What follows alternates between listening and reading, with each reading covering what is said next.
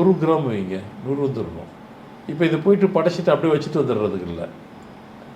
இந்த 1 கிராமை கூட நீங்கள் அம்பாளுக்கு சாத்திருக்கீங்கன்னாக்கா ஒரு மூக்குத்தியாக செஞ்சு கொடுத்துடலாம். அது நீங்கள் இப்படி தான் எடுத்துக்கிறோம். நாங்கள் 1 கிராமை போட்டு வந்து உண்டியில் போட்டு வந்துட்டா 100 கிராம் கிடைக்கும். நாங்கள் திரும்பி உண்டியிலேருந்து 100 கிராம் வரும், சேர்ந்ததுக்கப்புறம் வரும்.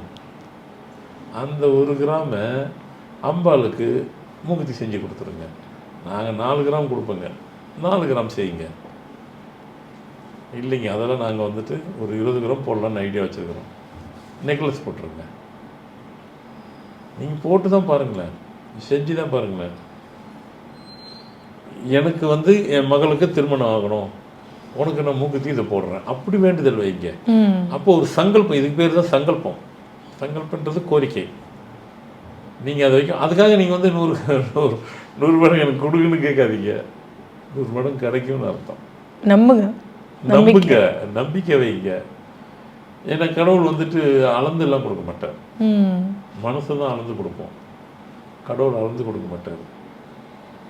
அதனால் வந்து நீங்கள் இதை செய்கிறீங்க, அது அவங்கவுங்க தொழிலை பொறுத்து. அவங்கவுங்க நீங்கள் என்ன தொழில் செய்கிறீங்களோ அதை நீங்கள் இப்படியே தான் செய்யணும். நீங்கள் போய்ட்டு கோயிலில் போய்ட்டு 1 கிலோ அரிசி வச்சுட்டு வந்துட்டாக்க திரும்பி பார்த்தீங்கன்னா போன மாதம் 1 கிலோ வச்சு நான் எங்கள் வீட்டுக்கு 100 கிலோ வரலையே அப்படிலாம் கேட்காதீங்க. இப்படி ஒரு சங்கல்பம் வச்சுக்கிட்டு வைக்கணும். நான் முதல்ல சொன்ன பாருங்க, சங்கல்பம் வச்சுட்டு வைக்கும் போகும்போது தான் உனக்கு நான் இப்போ வந்துட்டு 100 கிலோ அரிசி கொடுத்துருக்குறேன், இது அன்னதானமாக போய் இதை வந்துட்டு 1000 பேர் சாப்பிடணும், நான் திருப்பி 1000 பேருக்கு வந்துட்டு அன்னதானம் போடணும், அதுக்கு உண்டானது எனக்கு கொடு.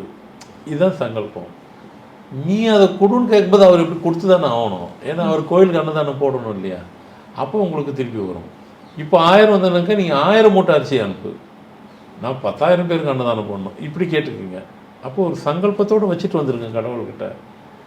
அந்த சங்கல்பம் போட்டிங்கனாக்கா அது சொல்லப்படாத ஒரு முடிச்சு, இறைவன் முடிச்சு. அது முடிச்சு இறைவன் வந்துட்டு எப்போயுமே வந்துட்டு அவுக்காமல் விட மாட்டார்.